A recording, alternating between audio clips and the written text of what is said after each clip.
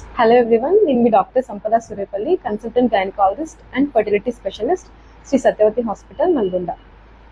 రీసెంట్గా డెలివరీ అయిన బాలింతలు ఆల్రెడీ వాళ్ళు చాలా సెన్సిటివ్గా ఉంటారు. అలాంటప్పుడు ఫ్యామిలీ మెంబర్స్ వాళ్ళని ఇంకా ఇబ్బంది పెట్టకుండా ఉండడానికి గుర్తుంచుకోవాల్సిన విషయాలు.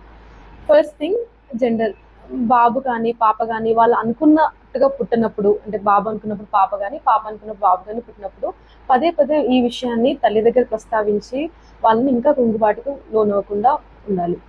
సెకండ్ థింగ్, పెయిన్ గురించి. అంటే వాళ్ళు ఆల్రెడీ పెయిన్లో ఉన్నప్పుడు నువ్వు ఒకదానివే డెలివరీ అయ్యావా, ఇలాంటివన్నీ తట్టుకోవాలి, మేము ఎవరం చూడలేదు ఇంత పెయిన్ అని వాళ్ళని అలాంటి మాటలు అనకుండా చూసుకోండి.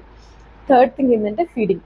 సో వాళ్ళకి ఫస్ట్ టైం ఫీడింగ్ చేస్తున్నప్పుడు మిల్క్ సరిపోవట్లేదని కానీ, ఇవ్వడం రావట్లేదని కానీ, బేబీ చాలా ఏడుస్తుందని కానీ వాళ్ళని ఇంకా టెన్షన్ పెడితే ఆ స్ట్రెస్ వల్ల ఇంకా బ్రెస్ట్ మిల్క్ తగ్గిపోయే ఛాన్సెస్ ఉంటాయి.